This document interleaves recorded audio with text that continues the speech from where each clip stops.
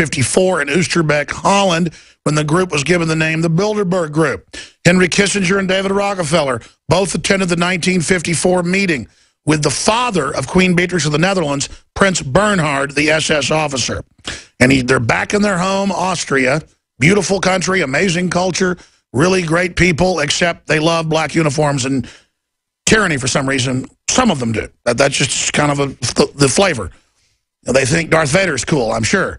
I guess Vader is a Germanic name for father. But let's just continue here now with Rob Dew. Rob Dew, please continue. Okay. While we were there, we got some up-close shots of the other antenna arrays. Not the actual truck, but the other one that was up closer. And we also found a map. They had maps in the police line strung up everywhere where the actual line is set now, where if you go over this line, you're done. You're getting a $500 fine, 2 weeks in jail. And then we went up back to the entrance of the hotel, shot some footage there, interviewed Charlie Skelton. I actually just put up an interview I did with an Italian parliament representative.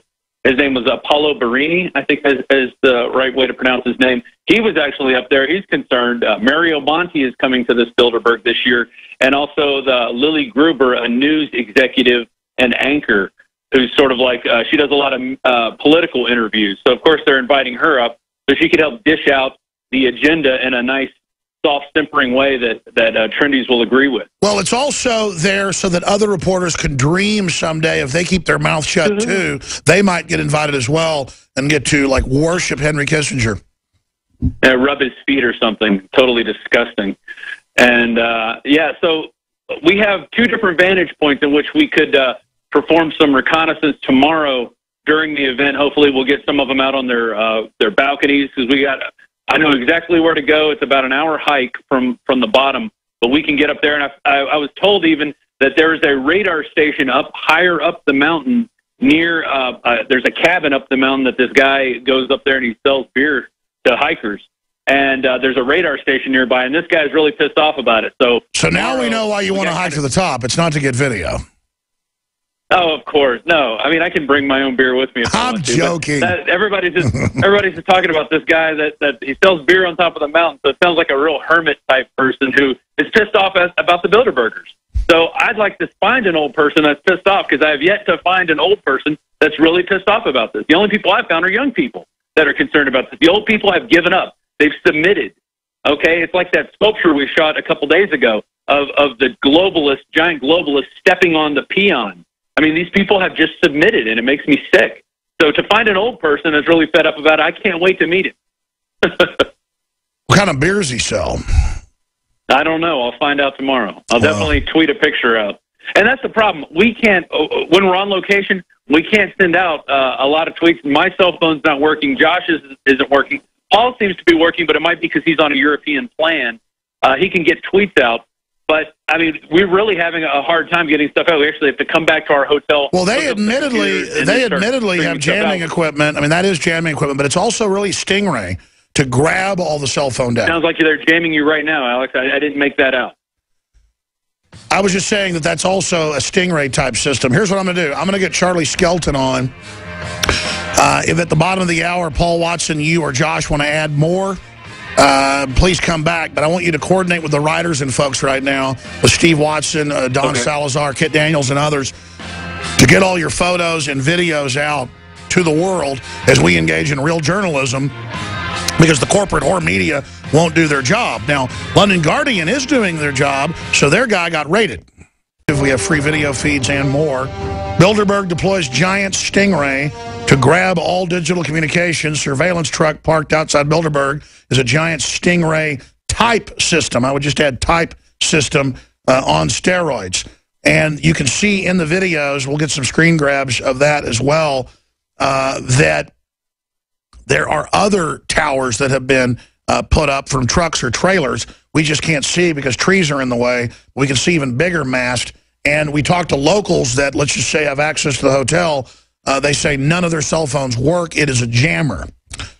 So very serious situation, violating all sorts of EU laws to have these systems, because I've seen the EU laws and the UK laws as well that are similar. We have laws here as well on the illegal stingrays. And when I say stingray, it's like saying taser. People think of all electrical devices for defense or whatever as a taser, though there's dozens of companies. We don't know exactly what companies' machinery is involved. It's just commonly known as a stingray type device. Now, we've had our reporters harassed at their hotel. The police have come there. They've stopped them, searched them at the checkpoints, knowing them by name. We then put out the police department, state police department's name, and they call it state police. It's federal police, but they're sub-district over that state. In Austria, you called, they backed off, stopped harassing them. But Charlie Skelton, award-winning journalist for the London Guardian, wrote this story yesterday. At the G7, we journalists were pampered. At Bilderberg, we're harassed by police. And last night, they got raided. They came into their lodge hotel room, rousted everyone. This is unprecedented. They know exactly who Skelton is. They escorted him off the mountaintop when he first arrived 2 days ago with a police escort in front and back of his car, even though he had a reservation up the mountain. He got back up to his reservation. Again, TheGuardian.com, Charlie Skelton joins us to talk about this situation. We now have a bright green armored vehicle showing up to menace 10 journalists. We have just squadrons of police stomping around and getting in everyone's face. Charlie has been detained in other countries. He's been stalked, harassed, like the late, great Jim Tucker has been. They tend to really target Skelton because The Guardian is undoubtedly the #1 paper in the UK. And from talking to family that lives in Germany and talking to folks that go to Europe a lot, I've been to Europe, but not that much, The Guardian is the English-speaking paper, and people all speak English in Europe or try to communicate. And so it's kind of the international language. So it's the biggest paper probably in Europe itself. And so this is like them going after a New York Times reporter in New York City. It's very bold. It's very aggressive.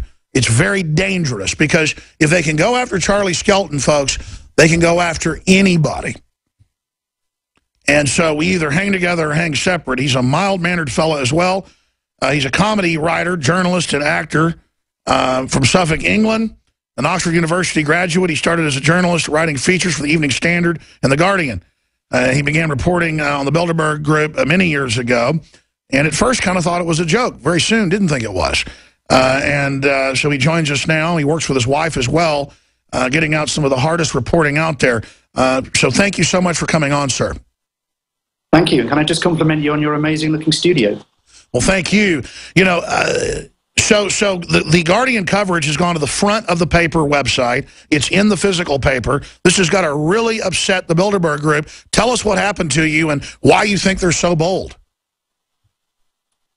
Well, I think it's possibly because the juxtaposition of the G7 and Bilderberg this year has meant that there's the policing here is on an extremely heavy scale. I mean, there's a lot of it. It feels to me as heavy as it was back in 2009 in Greece, and you know, it's not as bad as that, but there's still a big police presence, and yeah, I think it has something to do with the gigantic security operation that was the G7. And for folks that don't know, the G7 just ended, and this is basically a continuation of that. Yeah, it finished like a couple of days before and about 20 miles away, just across the border in Germany. But, you know, the experience of being a journalist in the two places could not be more extreme. I mean, there we were pampered and primped and helped out in every way imaginable by the government. And here, you know, we're impeded and hindered and harassed by the government. And it's very strange to have gone one from the other. It's like getting out of a hot bath and jumping into an ice bath. You know, it's quite a shock. Why do you think it's so different, A, and then B, I mean, I know you got the classic British gentlemanly demeanor. When stuff happens to Watsy, everyone wants to talk about it, but you got raided last night, so let's talk about what happened to you. Well, I had ended up with 3 policemen in my hotel room, but they were checking my identification. Now, bear in mind, my identification had been checked twice at 2 separate police checkpoints about 15 minutes before, no more than that. So I was an extremely checked and identified person at this point. But it wasn't good enough. So these 3 policemen and their fluorescent bibs and their sidearms decided to stand over me for it must have been about a quarter of an hour. This is at 1 a.m, right, in my hotel room. I got so bored and I was so annoyed. I wanted to say something, but I didn't want to be aggressive. So I just took my trousers and shirt off and stripped down to my pants and said, I'm taking a shower. And went and got into the shower, had a shower, came out in my towel, and they were still in my room, still checking me out, possibly checking me out in my towel, I don't know. But they said, no, I'm sorry, Mr. Skelton, you've got to put your clothes on and come to your car. So I put my clothes on, and the interview continued out at the car, where they searched the car. I don't know quite what they were expecting me to have put in the car somewhere after the... And they know full well you're writing cover stories for the biggest newspaper in Europe, and they're acting like this. Well, I did say to them, look, I mean, I know this is annoying for me, but at least you're giving me something to write about. So, I mean, and also I was out there for so long that I decided to just start talking to them about Bilderberg. And I just said, look, I know you're treating me like a criminal right now, but there are actual criminals up in the hotel. You happen to be pointing the wrong way, you guys. There are convicted felons up in the Bilderberg. Kissinger, Petraeus, the list goes on and on. Yeah, and there's an Austrian guy as well who's just been handed out Rene Benko. He's just been handed out a 1-year suspended sentence for bribery. So they knew him, and they were aware of that. And they started looking a bit embarrassed at that point. And then I just started talking about HSBC. There's a lot of HSBC there this year, and they've literally just a few days ago had to pay £28 million to the Swiss banking authorities for money laundering. And that's just right over the mountains in Switzerland that's going on. Yeah, and in fact, if you look at the list of participants, you'll see that there's a member of a very senior Swiss banking official from Geneva is also one of the attendees. So we've got the people really basically over the regulations of banking. They're meeting with the HSBC people. I mean, this isn't a conflict of interest. Yeah, not just that. It's the HSBC's chief legal officer is there, as well as the group chairman, and the British Chancellor of the Exchequer, George Osborne. Who's over banking. Yeah, exactly. So it couldn't be a more sort of sick little cluster going on for 3 days in private, in absolute private. This is not your granddaddy's smoky room, as our reporter Sha'Carri Jackson put it. I mean, this looks like something out of a science fiction movie. If folks have seen Dune, the movie with the spaceships on the landing field, the hotel looks like some bizarre science fiction spaceship that's landed, and it's there in the middle of the Alps. It's just a bizarre scene. It does look like it's about to sort of retract its wheels and take off into the skies. But yeah, it's a strange place, and there's, when you think about the amount of money being spent by the state on policing this and on essentially stopping reporting happening, and things like I know you've reported on one radar mast. I know there's also a military radar station which we found out about a couple of months ago, just again down from the hotel. So there's a lot of military here. There's a lot of state police, but all of this money they're putting into it. All of that money, they just can't find a line in their budget for a press centre and some proper accreditation, like the G7 does. Well, I mean, what about England? I mean, the police were so nice. We had 3,500 people there.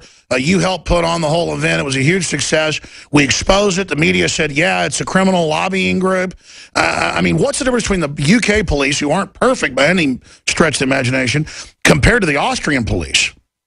Well, clearly the decision had been made in the UK, and I think also in Denmark the year after, to liaise with the press and with protesters and to enable their actions. So in both cases of Copenhagen and Watford, we were given a hand by, I'm not being an apologist for when the police do bad things, of course, but in those two instances, it did seem like the police were working to help us both cover the conferences. Well, I had the police tell me, I had the state, federal, and locals all tell me they don't like Bilderberg. Absolutely. I mean, I remember hearing that in Citrus in 2010. The head of the police some people were arrested up crawling through the bushes, taken to the head of the police, and he just went, "Yeah, look, I'm with you guys." So I mean,